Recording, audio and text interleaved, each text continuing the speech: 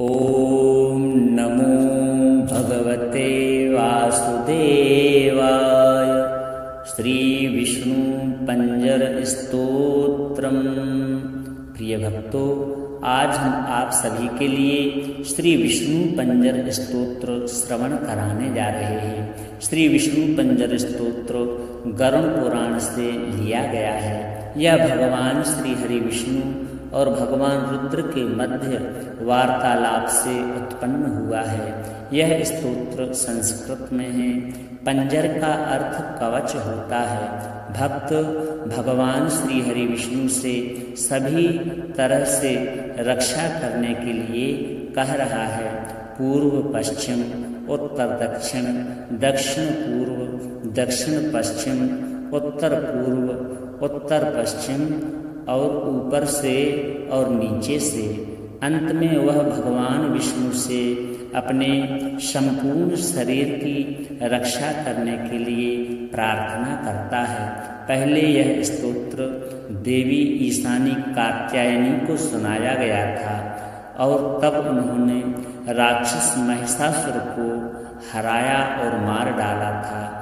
जो कोई भी प्रतिदिन विश्वास, एकाग्रता और भक्ति के साथ में इस स्तोत्र का पाठ करता है या केवल उसे श्रवण मात्र करता है, उसे एक मजबूत शरीर प्राप्त होता है। भगवान विष्णु द्वारा उसे सुरक्षा मिलती है और वह अपने दुश्मनों को हरा करके विजयी बन सकता है। तो आइए श्रद्धा और भक्ति के साथ में श्री विष्णु पंजर स्तोत्र को श्रवण करते हैं। श्री गणेशाय नमः। अथ श्री विष्णु पंजर स्तोत्रम्। श्री हरिर्उवाच। प्रवक्ष्याम्यधुना हेतद् वैष्णवं पंजरं शुभं। नमो नमस्ते गोविंद। चक्रं गृह्य सुदर्शनं। प्राच्यां रक्षस्व मां विष्णु। त्वामहं शरणं गतः। गदां कौमोदकीं गृह्ण। पद्मनाभ नमोऽस्तु ते। यां यां रक्षस्व मां विष्णु। त्वामहं शरणं गतः। हलमादाय सौनन्दे। नमस्ते पुरुषोत्तम। प्रतीच्यां रक्ष मां विष्णु। त्वामहं शरणं गतः। मुशलं सातनं गृह्य। पुण्डरीकाक्ष रक्ष माम्। उत्तरस्यां जगन्नाथ। भवन्तं शरणं गतः। खड्गमादाय चर्माथ। अस्त्रशस्त्रादिकं हरे। नमस्ते रक्ष रक्षोघ्न। ईशान्यां शरणं गतः। पाञ्चजन्यं महाशङ्खं। अनुघोष्यं च पङ्कजं। प्रगृह्य रक्ष मां विष्णु। आग्नेयां रक्ष सूकर। चन्द्रसूर्यं समागृह्य। खड्गं चान्द्रं स्तं तथा। नैऋत्यां मां च रक्षस्व। दिव्यमूर्ते नृकेसरिन्। वैजयन्तीं सम्प्रगृह्य। श्रीवत्सं कण्ठभूषणं। वायव्यां रक्ष मां देव। हयग्रीव नमोऽस्तु ते। वैनतेयं समारुह्य। त्वनन्तरिक्षे जनार्दन। मां रक्षस्वाजित सदा। नमस्तेऽस्त्वपराजिता। विशालाक्षं समारुह्य। रक्ष मां त्वं रसातले। अकूपार नमस्तुभ्यं। महामीन नमोऽस्तु ते। करशीर्षाद्यङ्गुलीषु। सत्यं त्वं बाहुपञ्जरं। कृत्वा रक्षस्व मां विष्णु। नमस्ते पुरुषोत्तम। एतदुक्तं शङ्कराय। वैष्णवं पंजरं महत्। पुरा रक्षार्थमीशान्याः। कात्यायन्या वृषध्वज। नाशायामास सायेन। चामरान् महिषासुरं। दानवं रक्तबीजं च। अन्याश्च सुरकण्टकान् एतज्जपनरो भक्त्या शत्रून् विजयते सदा। श्रीविष्णु देवार्पणमस्तु। श्रीहरिर्उवाच प्रवक्ष्याम्यधुना ह्येतद् वैष्णवं पञ्जरं शुभं। नमो नमस्ते गोविन्द चक्रं गृह्य सुदर्शनं। प्राच्यां रक्षस्व मां विष्णु त्वामहं शरणं गतः। गदां कौमोदकीं गृह्ण पद्मनाभ नमोऽस्तु ते। यां यां रक्षस्व मां विष्णु त्वामहं शरणं गतः। हलमादाय सौनन्दे नमस्ते पुरुषोत्तम। प्रतीच्यां रक्ष मां विष्णु त्वामहं शरणं गतः। मुशलं सातनं गृह्य पुण्डरीकाक्ष रक्ष माम्। उत्तरस्यां जगन्नाथ भवन्तं शरणं गतः। खड्गमादाय चर्माथ अस्त्रशस्त्रादिकं हरे। नमस्ते रक्ष रक्षोघ्न ऐशान्यां शरणं गतः। पाञ्चजन्यं महाशङ्खम् अनुघोष्यं च पङ्कजं। प्रगृह्य रक्ष मां विष्णु आग्नेयां रक्ष सूकर। चन्द्रसूर्यं समागृह्य खड्गं चान्द्रमस्तं तथा।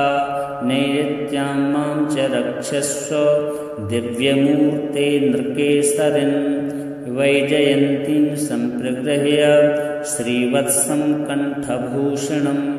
वायव्यां रक्ष मां देव हयग्रीव नमोऽस्तु ते। वैनतेयं समारुह्य त्वनन्तरिक्षे जनार्दन। मां रक्षस्वाजित सदा। नमस्ते स्वपराजिता विशालाक्षं समारुह्य रक्ष मां त्वं रसातले। अकूपार नमस्तुभ्यं महामीन नमोऽस्तु ते। करशीर्षाद्यङ्गुलीषु सत्यं त्वं बाहुपञ्जरं कृत्वा रक्षस्व मां विष्णु। नमस्ते पुरुषोत्तम। एतदुक्तं शङ्कराय वैष्णवं पञ्जरं महत्। पुरा रक्षार्थमीशान्याः कात्यायन्या वृषध्वज। नाशायामास सायेन चामरान् महिषासुरं। दानवं रक्तबीजं च अन्याश्च सुरकण्टकान् एतज्जपनरो भक्त्या शत्रून् विजयते सदा। श्रीविष्णु देवार्पणमस्तु। श्रीहरिर्उवाच प्रवक्ष्याम्यधुना ह्येतद् वैष्णवं पञ्जरं शुभं। नमो नमस्ते गोविन्द चक्रं गृह्य सुदर्शनं। प्राच्यां रक्षस्व मां विष्णु त्वामहं शरणं गतः। गदां कौमोदकीं गृह्ण पद्मनाभ नमोऽस्तु ते। यां यां रक्षस्व मां विष्णु त्वामहं शरणं गतः। हलमादाय सौनन्दे नमस्ते पुरुषोत्तम। प्रतीच्यां रक्ष मां विष्णु त्वामहं शरणं गतः। मुशलं सातनं गृह्य पुण्डरीकाक्ष रक्ष माम्। उत्तरस्यां जगन्नाथ भवन्तं शरणं गतः। खड्गमादाय चर्माथ अस्त्रशस्त्रादिकं हरे। नमस्ते रक्ष रक्षोघ्न ऐशान्यां शरणं गतः। पाञ्चजन्यं महाशङ्खम् अनुघोष्यं च पङ्कजं।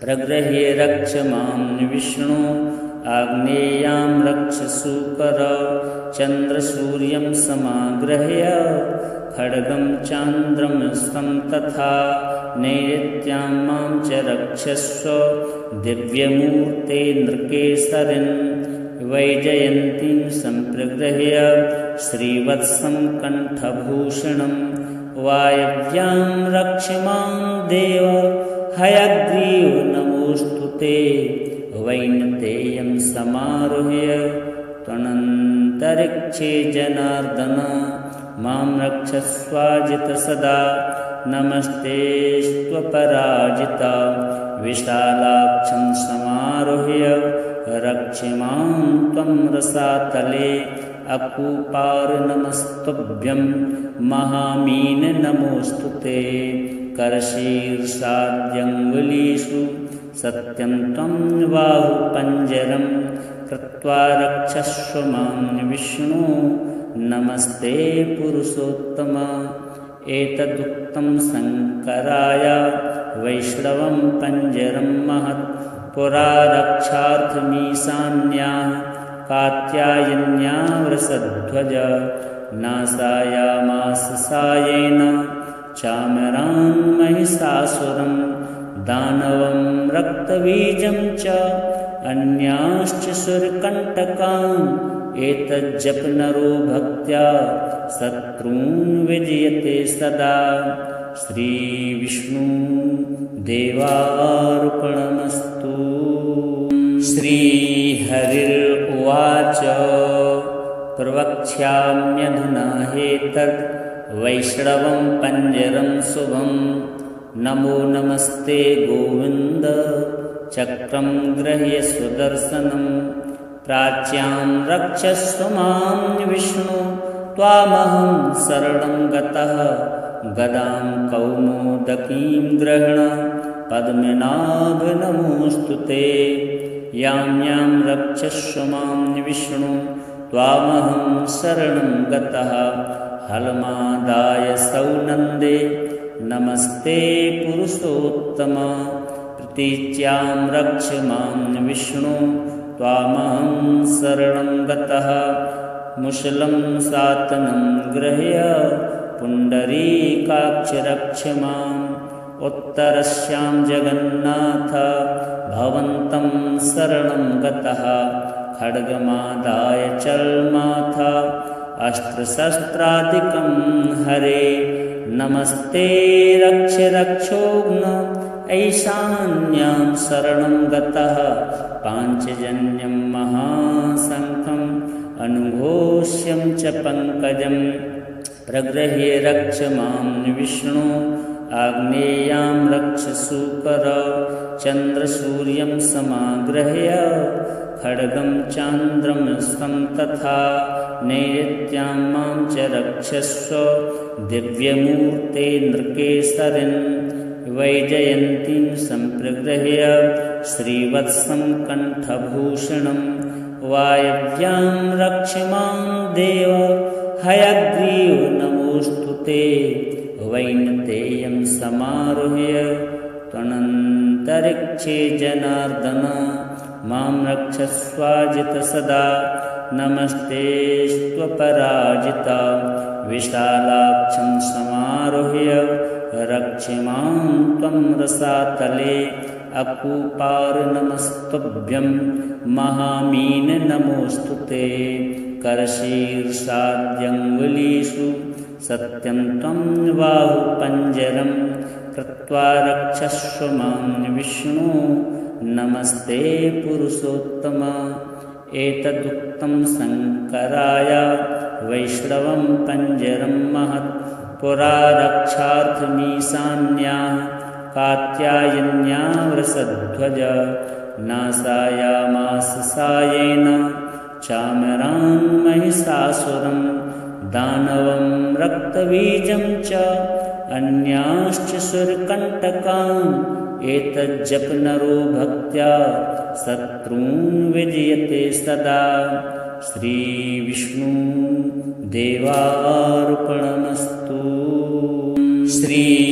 श्रीहरिर्उवाच प्रवक्ष्याम्यधुना ह्येतद् वैष्णवं पञ्जरं शुभं नमो नमस्ते गोविन्द चक्रं गृह्य सुदर्शनं प्राच्यां रक्षस्व मां विष्णु त्वामहं शरणं गतः गदां कौमोदकीं गृह्ण पद्मनाभ नमोऽस्तु ते यां यां रक्षस्व मां विष्णु त्वामहं शरणं गतः हलमादाय सौनन्दे नमस्ते पुरुषोत्तम प्रतीच्यां रक्ष मां विष्णु त्वामहं शरणं गतः मुशलं सातनं गृह्य पुण्डरीकाक्ष रक्ष माम् उत्तरस्यां जगन्नाथ भवन्तं शरणं गतः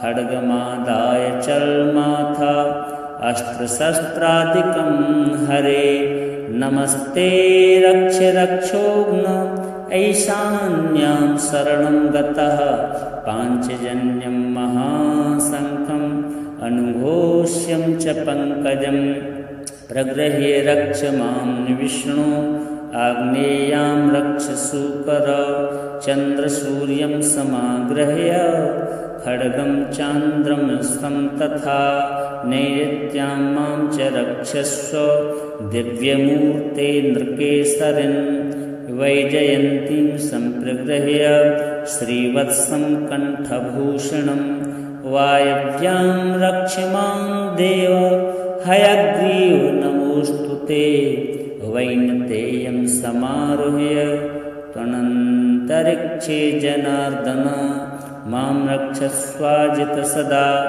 नमस्ते स्वपराजिता विशालाक्षं समारुह्य रक्ष मां त्वं रसातले अकूपार नमस्तुभ्यं महामीन नमोऽस्तु ते करशीर्षाद्यङ्गुलीषु सत्यं त्वं बाहुपञ्जरं कृत्वा रक्षस्व मां विष्णु नमस्ते पुरुषोत्तम एतदुक्तं शङ्कराय वैष्णवं पञ्जरं महत् पुरा रक्षार्थमीशान्याः कात्यायन्या वृषध्वज नाशायामास सायेन चामरान् महिषासुरं दानवं रक्तबीजं च अन्याश्च सुरकण्टकान् एतज्जपनरो भक्त्या शत्रून् विजयते सदा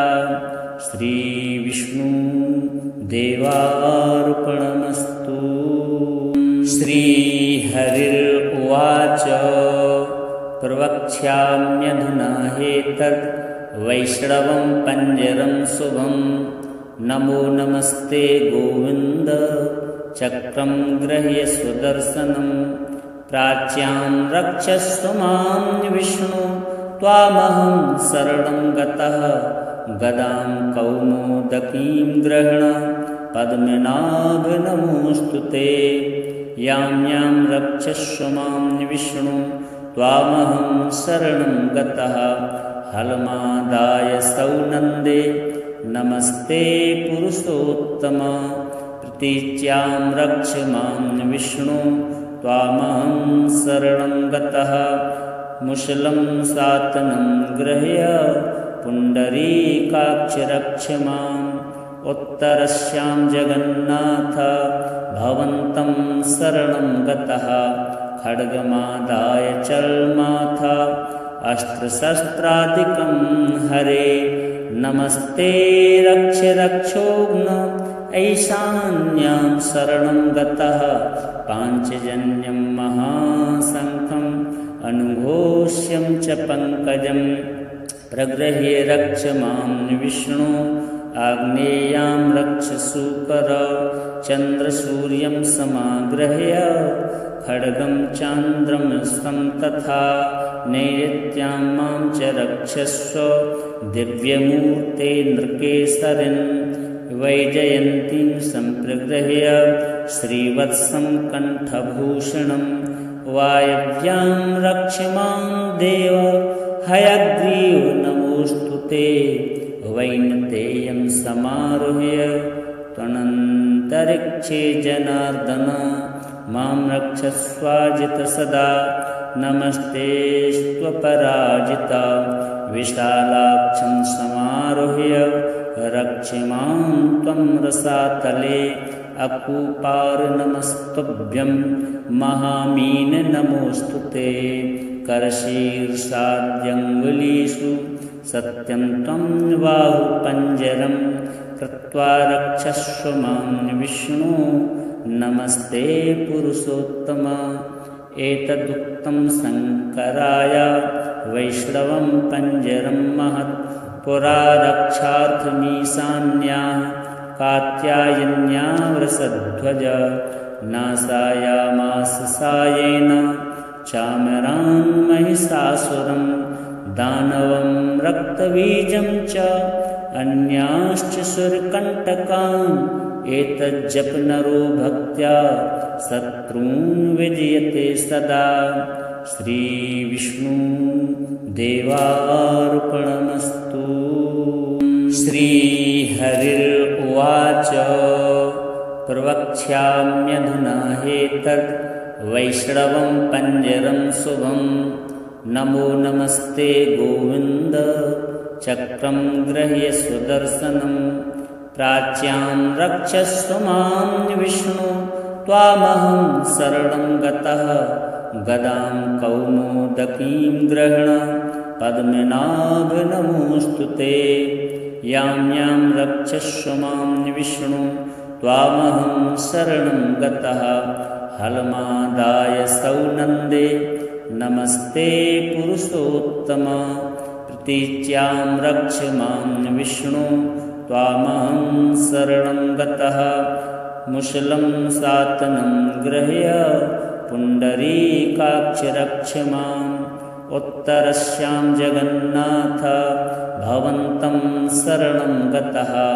खड्गमादाय चर्माथ अस्त्रशस्त्रादिकं हरे नमस्ते रक्ष रक्षोघ्न ऐशान्यां शरणं गतः पाञ्चजन्यं महाशङ्खम् अनुघोष्यं च पङ्कजं प्रगृह्य रक्ष मां विष्णु आग्नेयां रक्ष सूकर चन्द्रसूर्यं समागृह्य खड्गं चान्द्रमस्तं तथा नैऋत्यां मां च रक्षस्व दिव्यमूर्ते नृकेसरिन् वैजयन्तीं सम्प्रगृह्य श्रीवत्सं कण्ठभूषणं वायव्यां रक्ष मां देव हयग्रीव नमोऽस्तु ते वैनतेयं समारोह्य त्वनन्तरिक्षे जनार्दन मां रक्षस्वाजित सदा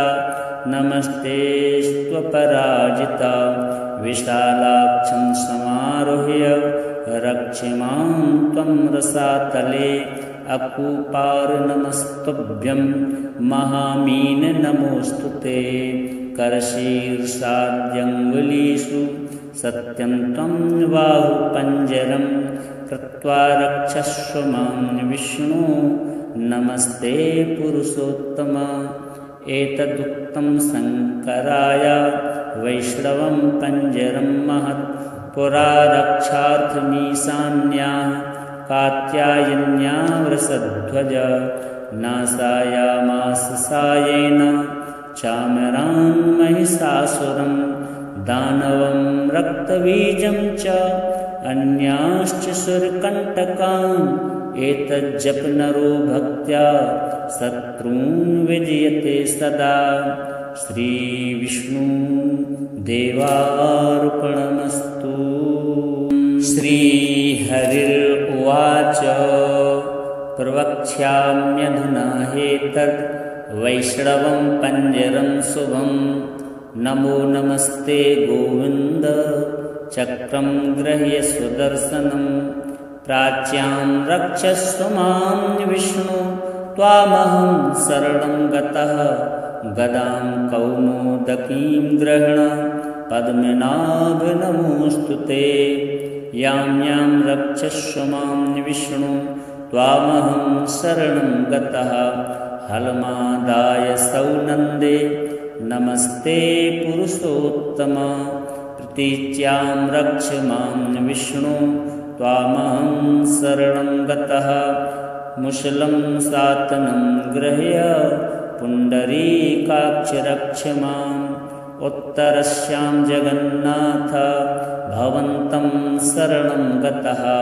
खड्गमादाय चल्माथ अस्त्रशस्त्रादिकं हरे नमस्ते रक्ष रक्षोघ्न ऐशान्यां शरणं गतः पाञ्चजन्यं महाशङ्खम् अनुघोष्यं च पङ्कजं प्रगृह्य रक्ष मां विष्णु आग्नेयां रक्ष सूकर चन्द्रसूर्यं समागृह्य खड्गं चान्द्रमस्तं तथा नैऋत्यां मां च रक्षस्व दिव्यमूर्ते नृकेसरिन् वैजयन्तीं सम्प्रगृह्य श्रीवत्सं कण्ठभूषणं वायव्यां रक्ष मां देव हयग्रीव नमोऽस्तु ते वैनतेयं समारुह्य त्वनन्तरिक्षे जनार्दन मां रक्षस्वाजित सदा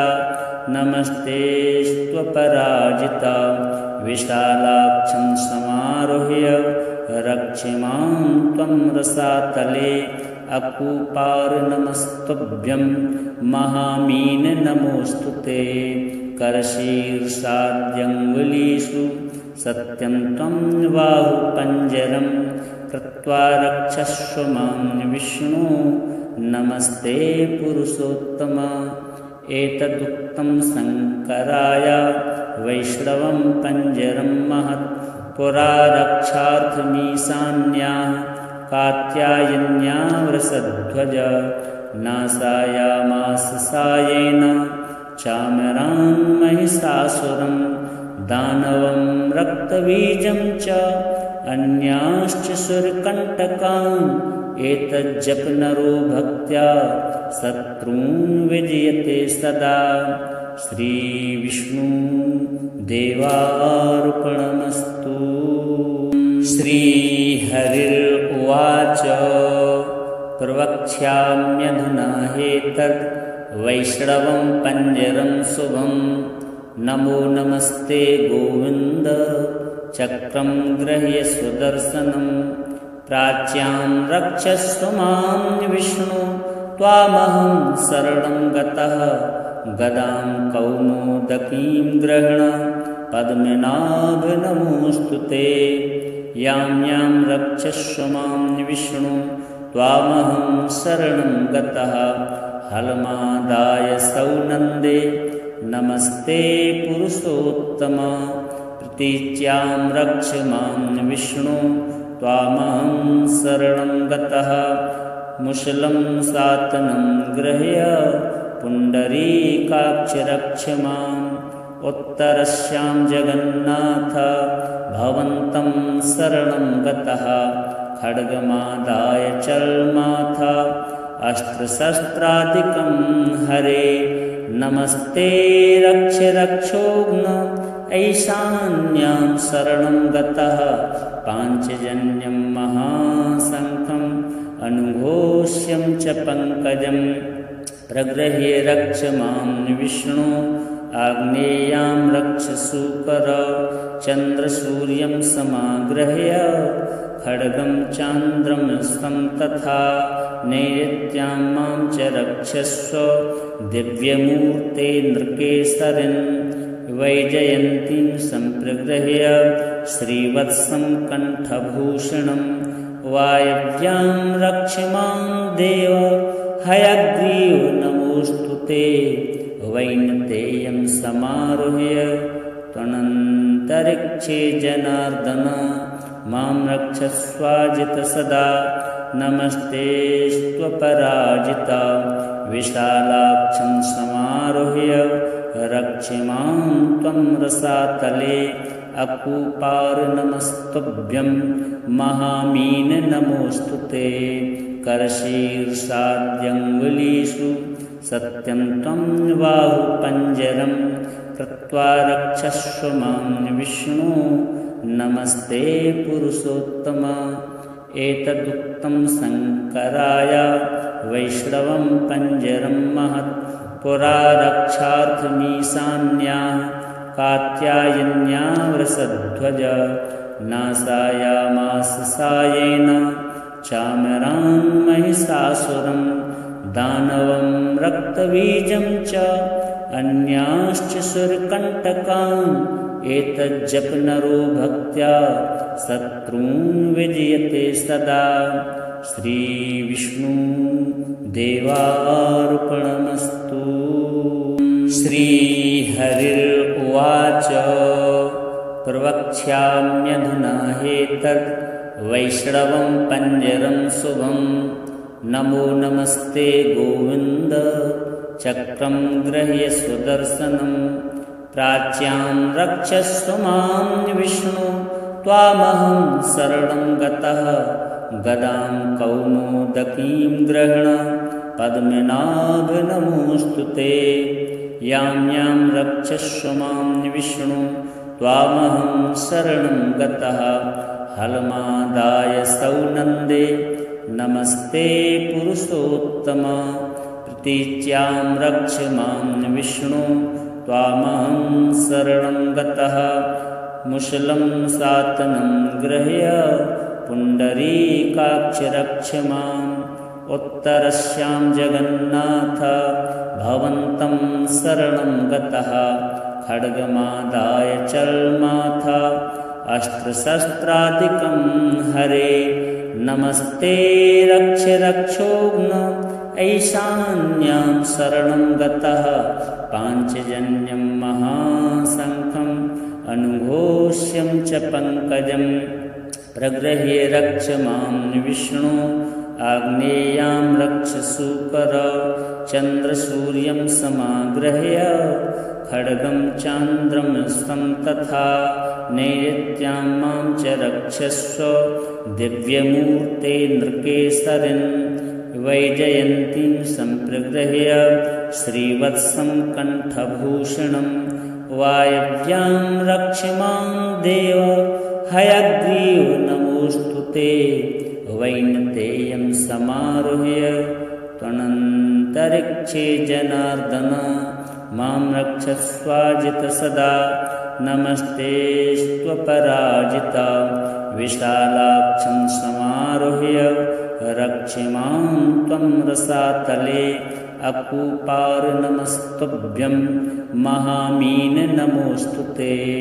करशीर्षाद्यङ्गुलीषु सत्यं त्वं बाहुपञ्जरं कृत्वा रक्षस्व मां विष्णु। नमस्ते पुरुषोत्तम।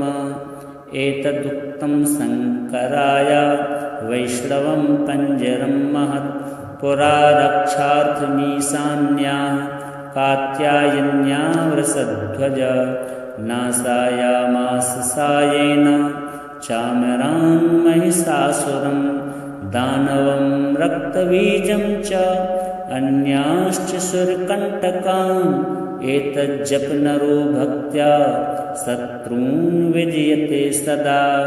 श्रीविष्णु देवार्पणमस्तु। श्रीहरिर्उवाच प्रवक्ष्याम्यधुना ह्येतद् वैष्णवं पञ्जरं शुभं। नमो नमस्ते गोविन्द चक्रं गृह्य सुदर्शनं। प्राच्यां रक्षस्व मां विष्णु त्वामहं शरणं गतः। गदां कौमोदकीं गृह्ण पद्मनाभ नमोऽस्तु ते। यां यां रक्षस्व मां विष्णु त्वामहं शरणं गतः। हलमादाय सौनन्दे नमस्ते पुरुषोत्तम। प्रतीच्यां रक्ष मां विष्णु त्वामहं शरणं गतः। मुशलं सातनं गृह्य पुण्डरीकाक्ष रक्ष माम्। उत्तरस्यां जगन्नाथ भवन्तं शरणं गतः। खड्गमादाय चर्माथ अस्त्रशस्त्रादिकं हरे। नमस्ते रक्ष रक्षोघ्न ऐशान्यां शरणं गतः पाञ्चजन्यं महाशङ्खम् अनुघोष्यं च पङ्कजं प्रगृह्य रक्ष मां विष्णु आग्नेयां रक्ष सूकर चन्द्रसूर्यं समागृह्य खड्गं चान्द्रमस्तं तथा नैऋत्यां मां च रक्षस्व दिव्यमूर्ते नृकेसरिन् वैजयन्तीं सम्प्रगृह्य श्रीवत्सं कण्ठभूषणं वायव्यां रक्ष मां देव हयग्रीव नमोऽस्तु ते वैनतेयं समारुह्य त्वनन्तरिक्षे जनार्दन मां रक्षस्वाजित सदा नमस्तेऽस्त्वपराजिता विशालाक्षं समारुह्य रक्ष मां त्वं रसातले अकूपार नमस्तुभ्यं महामीन नमोऽस्तु ते करशीर्षाद्यङ्गुलीषु सत्यं त्वं बाहुपञ्जरं कृत्वा रक्षस्व मां विष्णु नमस्ते पुरुषोत्तम एतदुक्तं शङ्कराय वैष्णवं पञ्जरं महत् पुरा रक्षार्थमीशान्याः कात्यायन्या वृषध्वज नाशायामास सायेन चामरान् महिषासुरं दानवं रक्तबीजं च अन्याश्च सुरकण्टकान् एतज्जपनरो भक्त्या शत्रून् विजयते सदा श्रीविष्णु देवार्पणमस्तु। श्रीहरिर्उवाच प्रवक्ष्याम्यधुना ह्येतद् वैष्णवं पञ्जरं शुभं नमो नमस्ते गोविन्द चक्रं गृह्य सुदर्शनं प्राच्यां रक्षस्व मां विष्णु त्वामहं शरणं गतः गदां कौमोदकीं गृह्ण पद्मनाभ नमोऽस्तु ते यां यां रक्षस्व मां विष्णु त्वामहं शरणं गतः हलमादाय सौनन्दे नमस्ते पुरुषोत्तम प्रतीच्यां रक्ष मां विष्णु त्वामहं शरणं गतः मुशलं सातनं गृह्य पुण्डरीकाक्ष रक्ष माम् उत्तरस्यां जगन्नाथ भवन्तं शरणं गतः खड्गमादाय चल्माथ अस्त्रशस्त्रादिकं हरे नमस्ते रक्ष रक्षोघ्न ऐशान्यां शरणं गतः पाञ्चजन्यं महाशङ्खम् अनुघोष्यं च पङ्कजं प्रगृह्य रक्ष मां विष्णु आग्नेयां रक्ष सूकर चन्द्रसूर्यं समागृह्य खड्गं चान्द्रमस्तं तथा नैऋत्यां मां च रक्षस्व दिव्यमूर्ते नृकेसरिन् वैजयन्तीं सम्प्रगृह्य श्रीवत्सं कण्ठभूषणं वायव्यां रक्ष मां देव हयग्रीव नमोऽस्तु ते वैनतेयं समारुह्य त्वनन्तरिक्षे जनार्दन मां रक्षस्वाजित सदा नमस्तेऽस्त्वपराजिता विशालाक्षं समारुह्य रक्ष मां त्वं रसातले अकूपार नमस्तुभ्यं महामीन नमोऽस्तु ते करशीर्षाद्यङ्गुलीषु सत्यं त्वं बाहुपञ्जरं कृत्वा रक्षस्व मां विष्णु नमस्ते पुरुषोत्तम एतदुक्तं शङ्कराय वैष्णवं पञ्जरं महत् पुरा रक्षार्थमीशान्याः कात्यायन्या वृषध्वज नाशायामास सायेन चामरान् महिषासुरं दानवं रक्तबीजं च अन्याश्च सुरकण्टकान् एतज्जपनरो भक्त्या शत्रून् विजयते सदा श्रीविष्णुदेवार्पणमस्तु। श्रीहरिर्उवाच प्रवक्ष्याम्यधुना ह्येतद् वैष्णवं पञ्जरं शुभं। नमो नमस्ते गोविन्द चक्रं गृह्य सुदर्शनं। प्राच्यां रक्षस्व मां विष्णु त्वामहं शरणं गतः। गदां कौमोदकीं गृह्ण पद्मनाभ नमोऽस्तु ते। यां यां रक्षस्व मां विष्णु त्वामहं शरणं गतः। हलमादाय सौनन्दे नमस्ते पुरुषोत्तम। प्रतीच्यां रक्ष मां विष्णु त्वामहं शरणं गतः। मुशलं सातनं गृह्य पुण्डरीकाक्ष रक्ष माम्। उत्तरस्यां जगन्नाथ भवन्तं शरणं गतः। खड्गमादाय चल्माथ अस्त्रशस्त्रादिकं हरे। नमस्ते रक्ष रक्षोघ्न ऐशान्यां शरणं गतः। पाञ्चजन्यं महाशङ्खम् अनुघोष्यं च पङ्कजं। प्रगृह्य रक्ष मां विष्णु आग्नेयां रक्ष सूकर। चन्द्रसूर्यं समागृह्य खड्गं चान्द्रमस्तं तथा। नैऋत्यां मां च रक्षस्व दिव्यमूर्ते नृकेसरिन्। वैजयन्तीं सम्प्रगृह्य श्रीवत्सं कण्ठभूषणं। वायव्यां रक्ष मां देव हयग्रीव नमोऽस्तु ते। वैनतेयं समारुह्य त्वनन्तरिक्षे जनार्दन। मां रक्षस्वाजित सदा नमस्तेऽस्त्वपराजिता। विशालाक्षं समारुह्य रक्ष मां त्वं रसातले। अकूपार नमस्तुभ्यं महामीन नमोऽस्तु ते। करशीर्षाद्यङ्गुलीषु सत्यं त्वं बाहुपञ्जरं। कृत्वा रक्षस्व मां विष्णु नमस्ते पुरुषोत्तम। एतदुक्तं शङ्कराय वैष्णवं पञ्जरं महत्।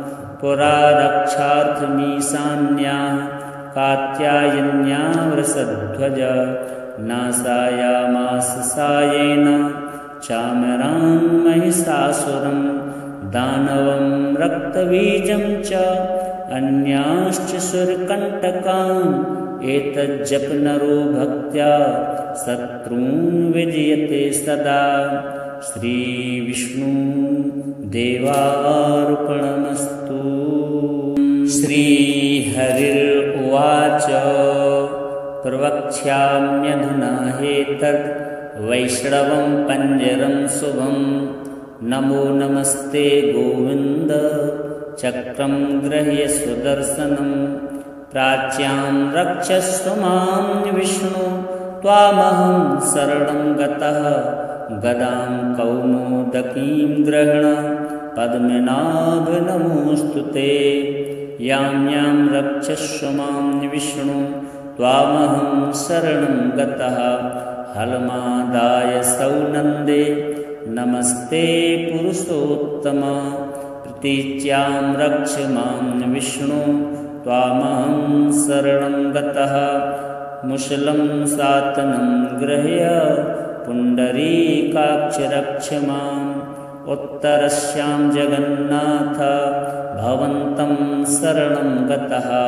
खड्गमादाय चल्माथ अस्त्रशस्त्रादिकं हरे। नमस्ते रक्ष रक्षोघ्न ऐशान्यां शरणं गतः। पाञ्चजन्यं महाशङ्खम् अनुघोष्यं च पङ्कजं। प्रगृह्य रक्ष मां विष्णु आग्नेयां रक्ष सूकर। चन्द्रसूर्यं समागृह्य खड्गं चान्द्रमस्तं तथा। नैऋत्यां मां च रक्षस्व दिव्यमूर्ते नृकेसरिन्। वैजयन्तीं सम्प्रगृह्य श्रीवत्सं कण्ठभूषणं वायव्यां रक्ष मां देव हयग्रीव नमोऽस्तु ते वैनतेयं समारुह्य त्वनन्तरिक्षे जनार्दन मां रक्षस्वाजित सदा नमस्तेऽस्त्वपराजिता विशालाक्षं समारुह्य रक्ष मां त्वं रसातले अकूपार नमस्तुभ्यं महामीन नमोऽस्तु ते करशीर्षाद्यङ्गुलीषु सत्यं त्वं बाहुपञ्जरं कृत्वा रक्षस्व मां विष्णु नमस्ते पुरुषोत्तम एतदुक्तं शङ्कराय वैष्णवं पञ्जरं महत् पुरा रक्षार्थमीशान्याः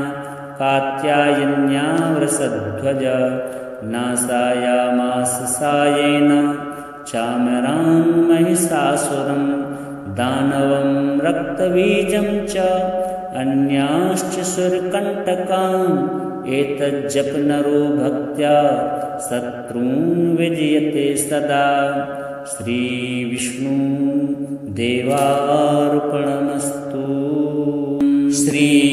श्रीहरिर्उवाच प्रवक्ष्याम्यधुना ह्येतद् वैष्णवं पञ्जरं शुभं नमो नमस्ते गोविन्द चक्रं गृह्य सुदर्शनं प्राच्यां रक्षस्व मां विष्णु त्वामहं शरणं गतः गदां कौमोदकीं गृह्ण पद्मनाभ नमोऽस्तु ते यां यां रक्षस्व मां विष्णु त्वामहं शरणं गतः हलमादाय सौनन्दे नमस्ते पुरुषोत्तम प्रतीच्यां रक्ष मां विष्णु त्वामहं शरणं गतः मुशलं सातनं गृह्य पुण्डरीकाक्ष रक्ष माम् उत्तरस्यां जगन्नाथ भवन्तं शरणं गतः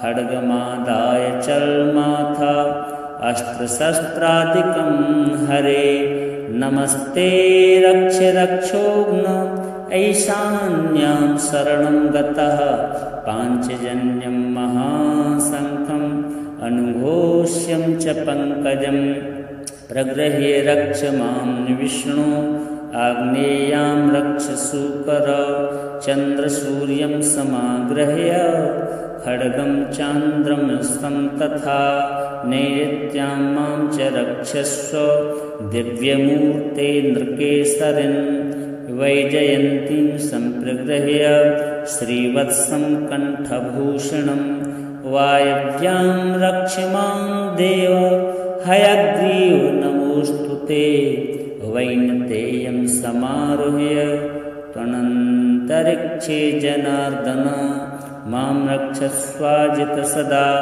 नमस्तेऽस्त्वपराजिता विशालाक्षं समारुह्य रक्ष मां त्वं रसातले अकूपार नमस्तुभ्यं महामीन नमोऽस्तु ते करशीर्षाद्यङ्गुलीषु सत्यं त्वं बाहुपञ्जरं कृत्वा रक्षस्व मां विष्णु नमस्ते पुरुषोत्तम एतदुक्तं शङ्कराय वैष्णवं पञ्जरं महत् पुरा रक्षार्थमीशान्याः कात्यायन्या वृषध्वज नाशायामास सायेन चामरान् महिषासुरं दानवं रक्तबीजं च अन्याश्च सुरकण्टकान् एतज्जपनरो भक्त्या शत्रून् विजयते सदा श्रीविष्णु देवार्पणम्।